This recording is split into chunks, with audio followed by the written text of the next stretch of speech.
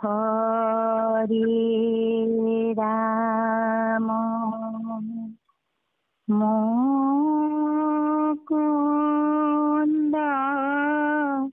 মুৰাৰী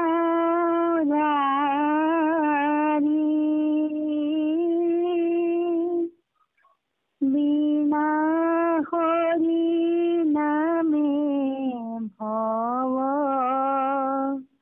তৰিতে নপাৰি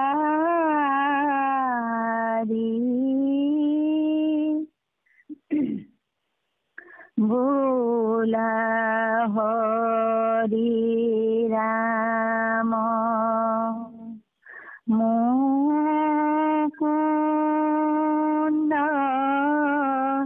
মুৰাৰী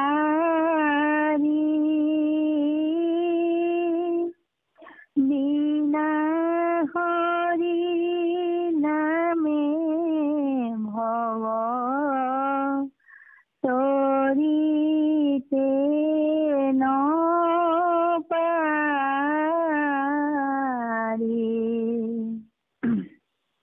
কৃষ্ণ মাধৱ মাধৱ হয় নামামি সমবেত হোৱা আমাৰ আজিৰ আচাৰ্য মেনুৱাই আমাৰ ডেকা আৰু আমাৰ সঞ্চালক হাতীমীয় মুখ্য কৰি সমস্ত ভক্তিপ্ৰেমী ৰসগ্ৰাহী বা পাইচৰণলৈ আমি আমাৰ ভক্তিপূৰ্ণ সেৱা ভাগি আগবঢ়াইছো। আমি আজি ভগৱান কৃষ্ণ দেৱ জন্ম তিথিতেই আমি আহি আমাৰ জীৱনৰ আটাইতকৈ প্ৰয়োজনীয় ৰাস ক্ৰীড়া ইয়াত আমি উপনীত হৈছোহি। ৰাস বুলি কওঁতে ৰসম পিবয়তি ইতি ৰাস অৰ্থাৎ ৰস আস্বাদন কৰাটোকেই ৰাস বুলি কোৱা হয়। আৰু সেই ৰসটো কি ৰস আস্বাদন কৰিম আমি? ৰস বৈশ অৰ্থাৎ ব্ৰহ্ম ৰস। আমাৰ জীৱ ব্ৰহ্ম আৰু বহু ভগৱন্ত পৰম ব্ৰহ্ম। ব্ৰহ্মৰ কোনো লিংগ নাই, অৰ্থাৎ ব্ৰহ্ম স্ত্ৰীলিংগ পুংলিংগ এনেকুৱা ভাৱ নাই। ব্ৰহ্ম ব্ৰহ্মই। আৰু ব্ৰহ্ম পুৰুষ, গতিকে তাক আৰু স্ত্ৰী পুৰুষ এনেকুৱা ভাৱ তাৰ মাজলৈ আহিবই নোৱাৰে। আমি সেই ৰস বৈশ অৰ্থাৎ ব্ৰহ্মৰ ৰস পান কৰা, ব্ৰহ্মৰ লগত মনেৰে ধেমালি কৰা, ব্ৰহ্মৰ লগত নিজকে মিলাই দিয়া, ব্ৰহ্মৰ ৰস পান কৰি নিজকে ধন্য কৰা, আনন্দ পোৱা, সেয়াকে ৰস বুলি কৈছে। আৰু এই ৰাসতেই জীৱ আত্মা পৰমাত্মাৰ মিলনৰ সন্ধান দিয়া হৈছে। যি কি নহওক আমি ব্যাখ্যাৰ সময়ত সেইখিনি কথা কম। ভৱ তৰিতে নপাৰি বোলা হৰি ৰাম মুকুন্দ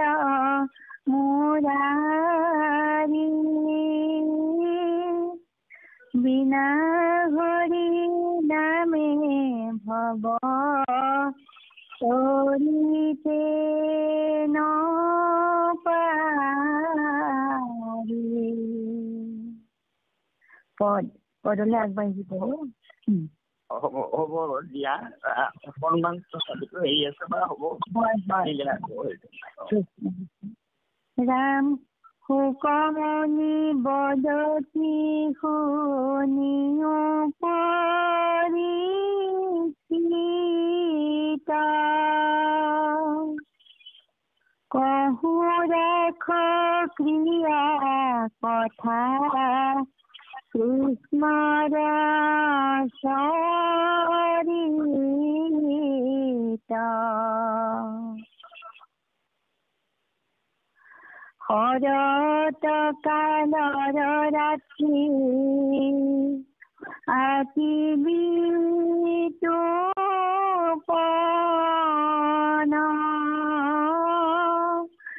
ৰাখ প্ৰিয় কৰিছে কৃষ্ণৰ ভৈলা মন ভৈলন্ত উদিত চন্দ্ৰ পূৰ্ব দিশ হন্তে কামাতুৰা শ্ৰী যেন সন্তাপ মাৰ্জন্তে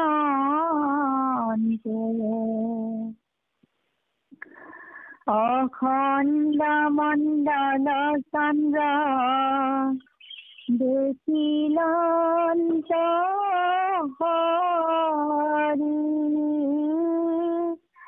কুংকুমী অৰুণ লক্ষ্মী মুখ পদ্ম হৰি কৃষ্ণ কৃষ্ণ বনকু দেখিলা চন্দ্ৰ ৰশ্মিৰ ৰঞ্জিতা ওচৰ মধুৰ কৰি হৰি গাইলা গীতা শুনি কামে উত্তাৱল হৈয়া গোপী গণে দিলে কলৰ গীত ধৌনি নিৰীক্ষণে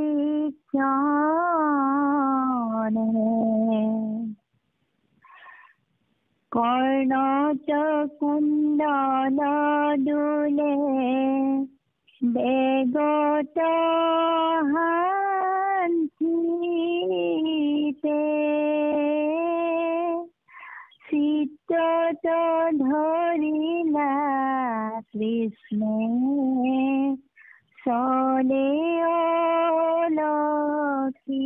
অলক্ষিতে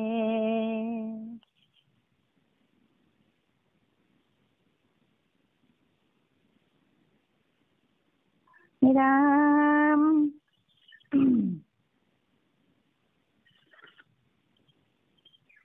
কতু গোপী যাই গাই দোহান কয়েৰি আখাতে থাকিল দুগ্ধ সৰু হৈছে পৰি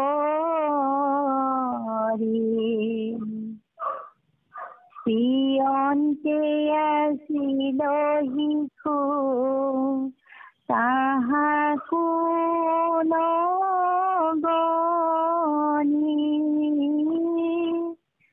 পতি হুচু খাকো এৰি যাই কতু জনি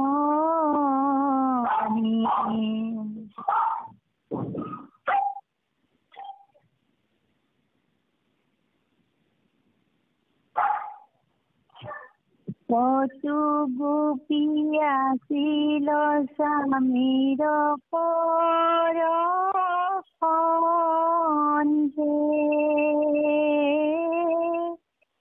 আধা ভঞ্জা হুয়া কতু যাইল ৰন্তে। কৃষ্ণৰ শ্ৰৱণে যেন হৰিদাস গণে, এৰে কাম্য কৰ্ম হৱে তগত মনে।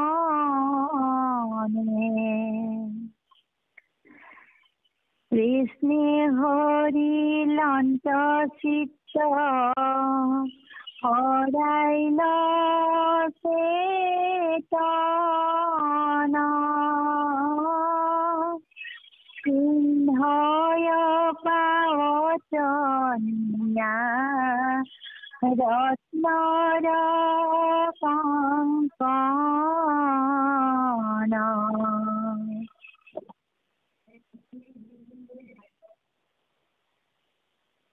হাতত নূপুৰ আৱৈ কংকালত হাৰ,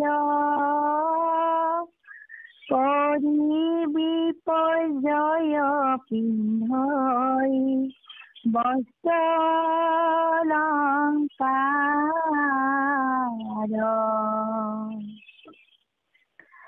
তথাপি কৃষ্ণক পাইলা গোপিকা সকল, ভকতৰ কৰ্ম যেন নভৈল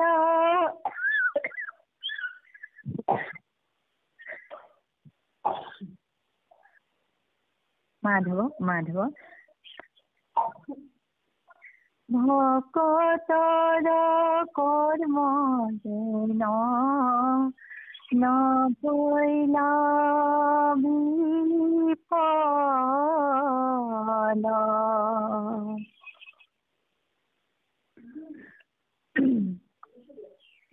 নিবাৰয় পতি পুত্ৰ ভাতৃ আগভেন্তে,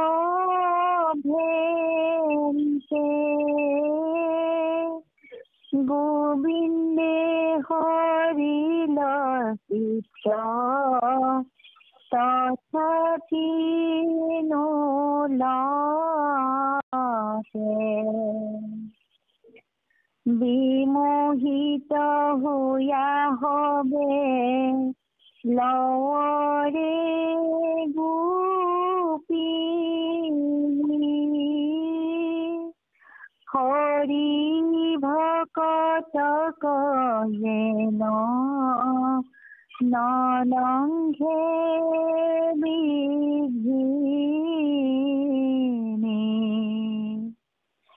যাইবে নপাই গৃহ মধ্যে কতু গোপী গণ, মনে ধৰি কৃষ্ণক কৰিল আলিঙ্গন।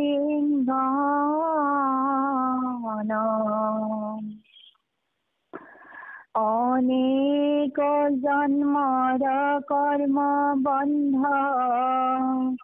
কৰি ক্ষীণ, এৰি তনুতে খনে কৃষ্ণত গৈল লীন। পোষে পৰীক্ষিতে শুনি মিলিল সংশয়, যাৰ বুদ্ধি মাধৱক সেৱৈ গোপীশ্বয়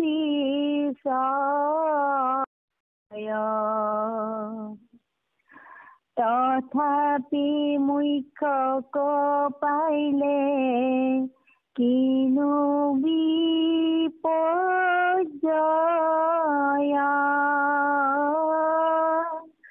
বোলা হৰি হৰি হৌক পাপৰ প্ৰলয় হৰি ৰাম ৰাম ৰাম ৰাম কৃষ্ণ কৃষ্ণ প্ৰভু পুনৰ সেৱা জনাইছো কৃষ্ণ। আমি আজি ৰাসলীলা আৰু সেই অধ্যায় পাইছো। আৰু ৰাসলীলা আমি প্ৰৱেশ কৰাৰ আগত আমি সকলোৱে প্ৰস্তুত হৈ ল'ব লাগে। যেনেকৈ গোপীসকলক ৰাসলীলা কৰিবলৈ, ৰাস উপভোগ কৰিবলৈ ভগৱন্তই সময় দিছিলে, নিজকে প্ৰস্তুত কৰাৰ সময়। অৰ্থাৎ গোপীসকল সকলোৱে একেলগে, জীয়াৰী বোৱাৰী সকলোৱে একেলগে কাত্যায়নী ব্ৰত কৰিছিলে। কাত্যায়নী দেৱী, তাৰমানে কাত্যায়নী দেৱীক ব্ৰত কৰিছিলে এটাই উদ্দেশ্য, কাত্যায়নী মহামায়া দ্বিতীয় আহিবৰ আমাৰ সন্তত স্বামী নন্দেৰ কুমাৰ। তেওঁলোকৰ যে নন্দ কুমাৰ আমাৰ সকলোৰে স্বামী হওক, তাতেই ৰহস্যটো সোমাই আছে। যে ইমানখিনি মহিলাই গোট খাই এজনক স্বামী পাবলৈ হেঁপাহ কৰিবনে বাৰু? তাতেই অৰ্থটো সোমাই আছে, সকলোৰে স্বামী হওক বুলি। কোনোবা মহিলাই তেনেকৈ ভাবিব পাৰিবনে? গতিকে এই ৰহস্য সেইটোৱেই, আমাৰ সকলো জীৱ আত্মা আৰু সকলোৱে আমি কৃষ্ণক স্বামী পাবলৈ সেই কৃষ্ণ স্বামী বুলি আমি সকলোৱে ভাবিব লাগিব। আৰু সেই ভাবিবলৈ নিজকে প্ৰস্তুত কৰিব লাগিব। গোপীসকলক প্ৰস্তুত কৰিছিলে। তেওঁলোকে কাত্যায়নী ব্ৰত শেষ হোৱাৰ পিছত সকলোৱে গৈ স্নান কৰিলেগৈ। আৰু স্নান কৰিলে কেনেকৈ? বস্ত্ৰবোৰ পাৰত থৈ উলংগ হয়। আৰু উলংগ হৈ যেতিয়া স্নান কৰিলে, কৃষ্ণই দেখিলে যে এওঁলোকৰ মনোবাঞ্ছা পূৰ্ণ কৰিব লাগিব, কিন্তু এওঁলোকৰ মায়া আছে। গতিকে এই মায়াটো সম্পূৰ্ণ আঁতৰাব লাগিব। এওঁলোকৰ হৃদয়বোৰ সম্পূৰ্ণ নিৰ্মল কৰিব লাগিব। এই আশা কৰি ভগৱন্তই তেওঁলোকৰ বস্ত্ৰবোৰ লৈ কদম গছত উঠি গ'ল। তেওঁলোকে যেতিয়া দেখিলে কৃষ্ণই তেওঁলোকৰে বস্ত্ৰবোৰ লৈ কদম গছত উঠিলে, সকলোৱে কাবৌ কালি কৰি একেবাৰে গা ধুই থকাৰ পৰাই তাৰমানে ভগৱন্তক স্তুতি কৰিছে যে আমাৰ বস্ত্ৰখিনি দিয়া। আৰু তাৰপিছত ভগৱন্তই ক'লে যে তোমালোক সকলো ওপৰলৈ উঠি আহি তাৰমানে হেৰি কৰিব লাগিব, প্ৰাৰ্থনা কৰিব লাগিব। তোমালোকে উলংগ হলা আৰু উলংগ হৈ স্নান কৰিছা, এইটো মহাপাপ। গতিকে তোমালোকে ওপৰলৈ উঠি আহি হাত জোৰ কৰি তোমালোকৰ যে অমংগল হ'ল, পাপ হ'ল, সেয়া খণ্ডন কৰিবৰ কাৰণে তোমালোকে আগধৰি প্ৰাৰ্থনা কৰা। এতিয়া গোপীবোৰ উঠি আহিলে আৰু আহি তেওঁলোকক যেতিয়া ক'লে প্ৰাৰ্থনা কৰা, তেওঁলোক সকলোৱে হাত জোৰ কৰি কৰিবলৈ কৈছিলে, কিন্তু এটা হাতেৰে নমস্কাৰ কৰিলে, এটা হাতেৰে অংগ ঢাকি থাকিলে। আৰু তেতিয়াও দেখিলে যে ইহঁতৰ মায়া আছে, অৰ্থাৎ মোক ব্ৰহ্ম বুলি, মই ঈশ্বৰ বুলি, মই সিহঁতৰ হৃদয়তে আছো। গতিকে তাৰ আগত অংগ ঢাকিছে, মোক নেদেখিবৰ কাৰণে। গতিকে এইটো মায়া আছে ইহঁতৰ। গতিকে পুনৰ ক'লে যে তোমালোকে আৰকা লংঘিলা বেদ, অৰ্থাৎ তোমালোকে নিয়ম উলংঘা কৰিলা, দেৱতাক সেৱা কৰাৰ নিয়ম। কি দেৱতাক কেনেকৈ সেৱা কৰিব লাগে? 2 হাত জোৰ কৰি কৰিব লাগে। গতিকে 100 হাতে যিটো দেৱক প্ৰণামে তাৰ হস্ত হৈছে, এহাতে প্ৰণাম কৰিলে তাৰ হস্তটো কাটি পেলোৱা হ'ব। গতিকে তোমালোকৰ এইটো ভুল হৈছে।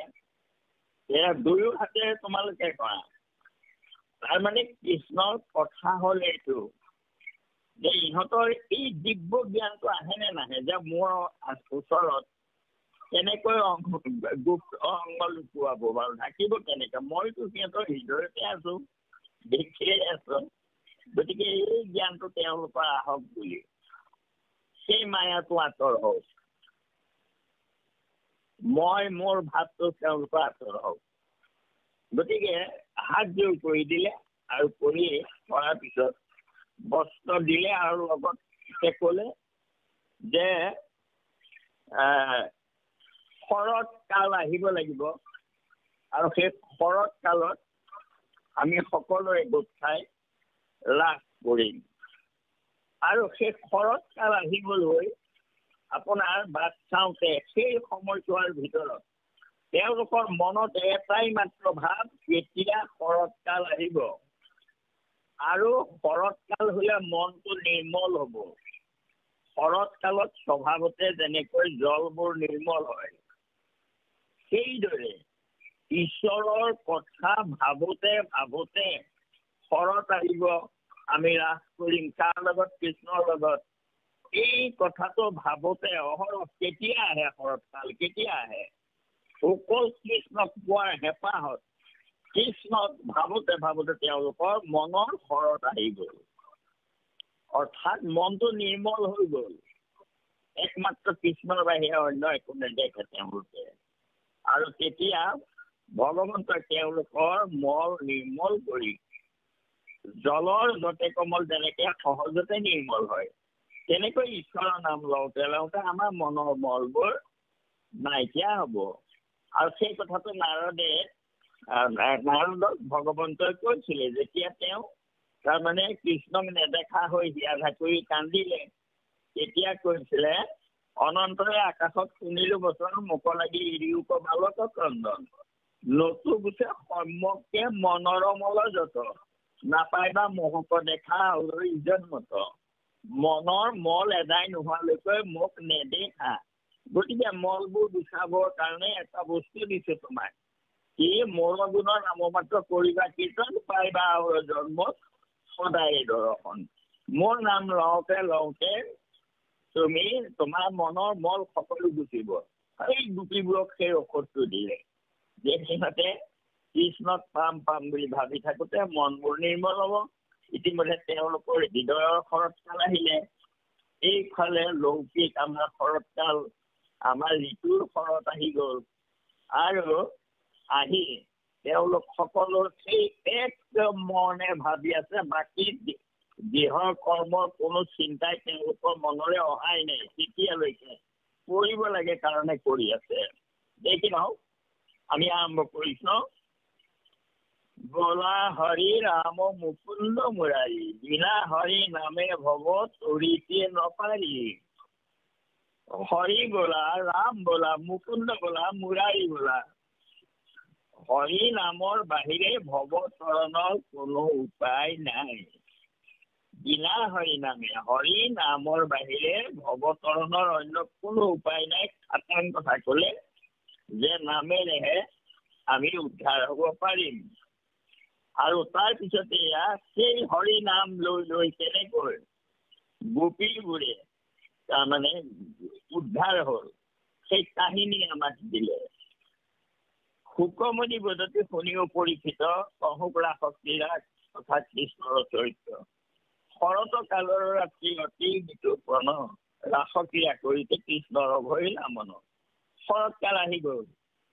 অন্যহাতে গোপীবোৰৰ মনত শৰৎ আহিলে আৰু কৃষ্ণই পূৰ্বতে কৈ থোৱা কথাটো মনত পৰিলে আৰু ৰাস ক্ৰিয়া কৰিবলৈ উপযুক্ত সময় হল বুলি কৃষ্ণই ভাবিলে। ভৈৰন্ত উদিত চন্দ্ৰ পূৰ্ব দিশে হন্তে আমাতুৰ স্থিৰ যেন সন্তাপ মাৰ্জন্তে। পূব আকাশত পূৰ্ণিমাৰ চন্দ্ৰ উদয় হৈছে আৰু যেন কামাতুৰ হৈ থকা, তাৰমানে কেতিয়া কৃষ্ণক পাম কামনা আছে তেওঁলোকৰ মনত।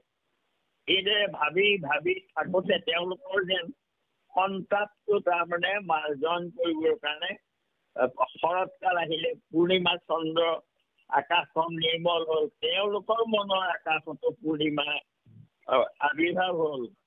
গতিকে যেন কামাতুৰ স্ত্ৰীসকলৰ সন্তাপ মনৰ দুখটো কেতিয়া পাম এই দুখটো শেষ কৰিবৰ কাৰণে শৰৎকালৰ পূৰ্ণিমা চন্দ্ৰ উদিত হ'ল। অখণ্ড মণ্ডল চন্দ্ৰ দেখিলন্ত হৰি, কুমকুমে অৰুণ লক্ষ্মী মুখ পদ্ম হৰি। যে চন্দ্ৰ উদয় হ'ল, পূৰ্ণিমা চন্দ্ৰ, যেন কুমকুম সানি থোৱা ৰঙচুৱা লক্ষ্মীৰ মুখত কুমকুম সানিলে যেনেকুৱা ৰঙচুৱা বৰণ হয়, সেই বৰ্ণৰে সৈতে পূৰ্ণিমা চন্দ্ৰ উদয় হ'ল। আৰু বনকো দেখিলা চন্দ্ৰ ৰশ্মিৰে ৰঞ্জিত, পুত্ৰ মধুৰ কৰি হৰি গাই গীত। আৰু গোটেই বনখন পূৰ্ণিমা চন্দ্ৰৰ পোহৰত ৰঞ্জিত হৈ পৰিলে।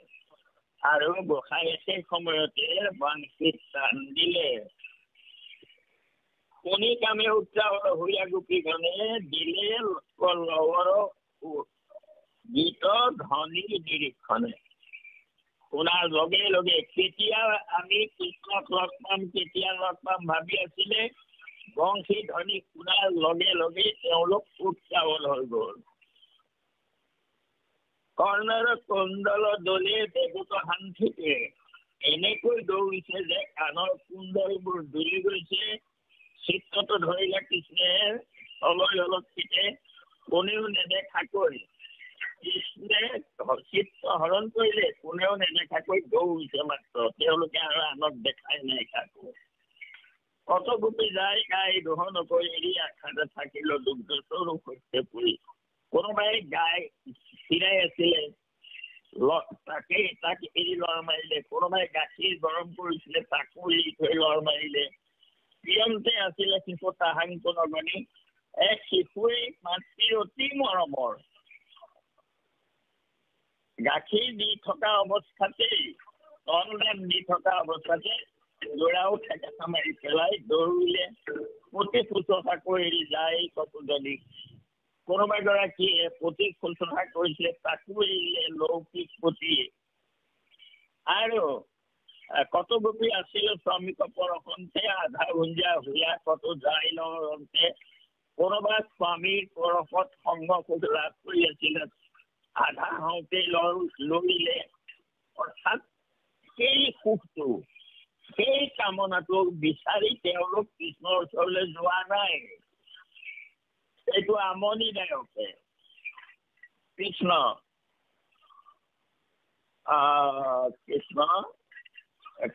হৰিলন্ত চিত হৰাই কৃষ্ণ স্বগণে যেন হৰি দাস গণে, এৰৈ কাম্য কৰ্ম সবে তদগত মনে। কৃষ্ণৰ নাম লওঁতে লওঁতে হৰিদাস যেতিয়া হব, তেওঁলোকে কি কৰে, কাম্য কৰ্মবোৰ আশা কৰি কৰা কৰ্মবোৰ, ধনন দেহি শ্ৰীয়ং দেহি ইত্যাদি কৰ্মকাণ্ড ত্যাগ কৰে ভকতে। কেলে? কাৰণ ভগৱন্তৰ নাম লৈ সন্তোষিত হয়, ভগৱন্তই তেওঁলোকক যি লাগে সকলো দিব, এই ভাৱ হয়। গতিকে কাম্য কৰ্ম ত্যাগ কৰে। আৰু কৃষ্ণ হৰি লন্তচিত হৰাই চেতন, পিন্ধয় পাৱত নিয়া ৰত্নৰ কংকন। খাৰু পিন্ধিব লাগে হাতত, নি পেলাই পিন্ধিছেগৈ ভৰিত, শুব নোৱাৰে তাৰমানে।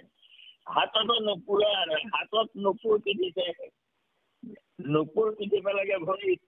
আৰু কঁকালত হাড় ডিঙিত পিন্ধিব লাগে, পিন্ধিছে কঁকালত কৰি বিপৰ্যয় পিন্ধে বস্ত্ৰ অলংকাৰ, এইবোৰ চব বিপৰ্যয়। তাৰ মানে কথাটো কি বুজাইছে? তেওঁলোকৰ শৰীৰৰ সৌন্দৰ্যৰ প্ৰতি মানে একো মমতাই নাই, একমাত্ৰ প্ৰাণৰ বান্ধৱ কৃষ্ণক পোৱাৰটোহে হেঁপাহ, মনে অকল সেইটোহে ভাবি আছে। তেনে মনটো সকলো তৰফৰ পৰা আঁতৰ হৈ গ'ল, অকল কৃষ্ণ ভাৱত মগ্ন হৈ গ'ল। ক'ত কি পিন্ধিছে তালৈ মনেই কৰা নাই। গতিকে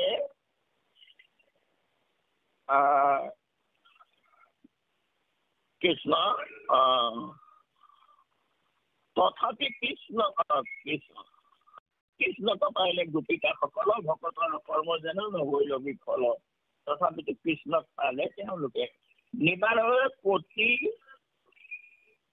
এইটো এখন তোমাৰ তাত প্ৰতি পুত্ৰ বুলি আছে নেকি? এইটো পুত্ৰ নহয় দেই, পিতৃ হ'ব লাগে। প্ৰতি পিতৃ আৰু ভাতৃ এওঁলোকে আগচিছে, পুত্ৰই ক'ত আগচিছে? পুত্ৰ গাড়ী খাই থাকোঁতে চাইকেল মাৰি থৈ ল'ব মাৰিছে। গতিকে প্ৰতি পিতৃ ভাতৃ আগভেদে গোবিন্দে হৰিৰ চিত্ৰ তথাপি দৰতে, অকল গোবিন্দ চিত্ৰ তেওঁলোকৰ নিমজ্জিত হৈ গ'ল। বিমোহিত হৈ সকলে লৱৰে গোপুনি হৰি ভকত বৰ্ণিন নলংগে বিঘিনি। বিঘিনিয়ে হৰি ভকতক উলংঘা কৰিব নোৱাৰে, ভকতক লংঘিব নোৱাৰে। তাৰমানে ভকতক বিঘিনিয়ে লংঘিব নোৱাৰে। সেয়া কুন্তীয়ে প্ৰমাণ কৰি দিছে। সেই আপদ আমাৰ অভিমত, তোমাকে দেখিতে পাওঁ যিটো আপদৰ তাই গৃহ মধ্যে কত গোপী গণ মনে ধৰি কৰিলে কৃষ্ণ আলিংগন। কিছুমান গোপী যাব নোৱাৰিলে, স্বামী আগভেটি বোধই ৰাখি দিলে বা হেৰি কৰিলে, তেওঁলোকে কৃষ্ণক মনতে ধৰি আলিংগন কৰিলে। অৰ্থাৎ ভাৱেৰে কৈছে ভগৱন্ত ভাৱক গ্ৰাহী জনাৰ্দন, ভাবি ভিতৰতে পালে কৃষ্ণক, বনলৈ যোৱাই নাই, মনেৰে ভাবি তেওঁলোকে পাই গ'ল। এই কৃষ্ণ অনেক জন্মৰ কৰ্ম বন্ধৰ পৰিক্ষীণ, তেওঁলোকে স্বয়ং লগে লগে পায়ে গ'ল আৰু ইয়াতে পালে। তেওঁলোকে কৰ্মবন্ধ শেষ হ'ল আৰু ঘৰতে ত্যাগ কৰি দিলে। কুচে পৰিচিতে শুনি মিলিল সংশয়, যাৰ বুদ্ধি মাধৱক সেৱই গোপীছয়। পৰিচিতৰ মনত সন্দেহ হ'ল যে এই গোপীসকলে যাৰ বুদ্ধি, তাৰমানে উপপতি হিচাপে কৃষ্ণক ভজিলে, তথাপি মোক্ষ পাৰিলে কিনো বিপৰ্যয়। তথাপিতো তেওঁলোকে কৃষ্ণক পালে এইটো মোৰ বিপৰ্যয় যেন লাগিছে প্ৰভু, এই বুলি পৰিচিতে সংশয় কৰিছে। সংশয়টো পিছত দূৰ কৰা হ'ব।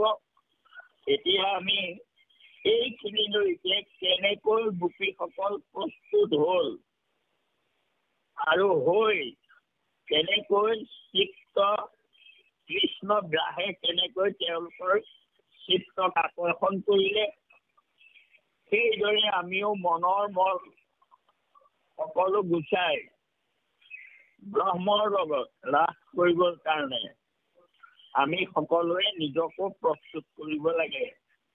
গতিকে আমি নিজকে প্ৰস্তুত কৰোঁ। কালিলৈ আমি পৰিচিত সংশয়টো কেনেকৈ নিৰাকৰণ কৰিলে সেয়াও আমি গম পাম। তথাপি মোক্ষ পাৰিলে কিনো বিপৰ্যয়, তথাপিও মুক্তি যে পাই গ'ল, এয়া ৰাস কৰোঁতে ইয়াতে মুক্তি পালে তেওঁলোকে। বলা হৰি হৰি হৌক সকলোৱে হৰি হৰি বোলা আৰু পাপৰ প্ৰলয় কৰা, পাপবোৰ নষ্ট কৰা, এয়া গুৰু বাণী শেষত। আৰু সেইটো হ'বৰ কাৰণে আমাক এয়া ৰাস পঞ্চাধ্যায় আমাক শুনাইছে, যাতে আমিও আমাৰ মনবোৰ নিৰ্মল কৰি ভগৱন্তৰ লগত একত্ৰিত হ'বৰ কাৰণে অহৰহ আমাৰ স্বামী কৃষ্ণ, হে কৃষ্ণ স্বামী তজুপা আমি কেৱলে শৰণ চাওঁ। আমি সকলোৱে প্ৰকৃতি, জীৱও প্ৰকৃতি। জীৱে পৰা প্ৰকৃতি জানিবা ধনঞ্জয়, দেহকে অপৰা প্ৰকৃতি বুলি কয়। আমি যদি প্ৰভুৰ ওচৰত নিজকে পুৰুষ বুলি ভাবো তেন্তে অহংকাৰ হ'ব আৰু কেতিয়াও আমি প্ৰভুৰ কাষলৈ যাব নোৱাৰিম। গতিকে সেইকাৰণে আমি প্ৰকৃতি ৰূপেহে পুৰুষক সেৱা কৰিব লাগিব। আমাক গুৰুজনে সেইকাৰণে কৈছে, হে কৃষ্ণ স্বামী তজুপয় আমি কেৱলে শৰণ চাওঁ। কেৱলে শৰণ, কৃষ্ণৰ বাহিৰে অন্য একো এই নালাগে। গোপীবোৰে যেনেকে চব ত্যাগ কৰি আহিছে, সেইদৰে কৃষ্ণ মাধৱ মাধৱ আমিও শৰৎ কাল নিবৰ কাৰণে চেষ্টা কৰোঁ। আৰু কালিলৈৰ পৰা আমি এই ৰাসৰ মাজলৈ সোমাম। কৃষ্ণ হয়, এইখিনি কথা আমি আমাৰ কথাৰে এয়া প্ৰস্তুতি কৰিবৰ কাৰণে আমি এয়া আৰম্ভ কৰিলোঁ। আৰু হ'ব পৰা অপৰাধখিনি আপোনালোকে মৰিখন কৰিব। কোটি কোটি কৰা অপৰাধান্তে কৰো মই বুঢ়া হয়, হে হৰি মোক দাসহে নমানি ক্ষমি উপকৃপাময়, ক্ষমি উপকৃপাময়। শ্ৰীমন্ত শংকৰ হৰি ভকতৰ জানা জান কল্পতৰু তাহান্ত বিনাই নাই নাই নাই। আমাৰ পৰম গুৰু, আমাৰো পৰম গুৰু, আমাৰো পৰম গুৰু কৃষ্ণ মাধৱ মাধৱ মাধৱ। কৃষ্ণই দোহাৰি পেলাই সামৰি দিয়ে। কৃষ্ণ কৃষ্ণ কৃষ্ণ। প্ৰভু আপোনাৰ চৰণত প্ৰতি প্ৰণাম জনাইছোঁ। আমি পুনৰ পাঠৰ মাজলৈ আগবাঢ়িম। শ্ৰীৰাম কোছে পৰীক্ষিতে শুনি মিলিল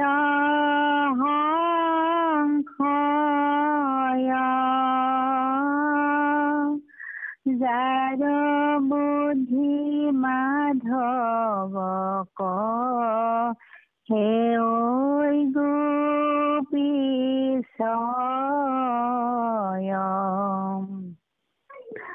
তথাপি মুখ্যক পাইলে কিনো বিপৰ্যয়।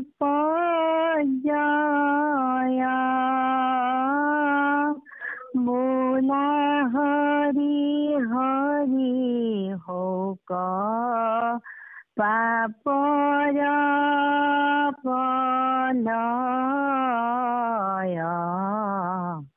হৰি ৰাম ৰাম ৰাম ৰাম। কৃষ্ণ জয় ৰাম জয় নাৰায়ণ জয় কৃষ্ণ জয় জগদ্গুৰু শ্ৰীমন্ত শংকৰ।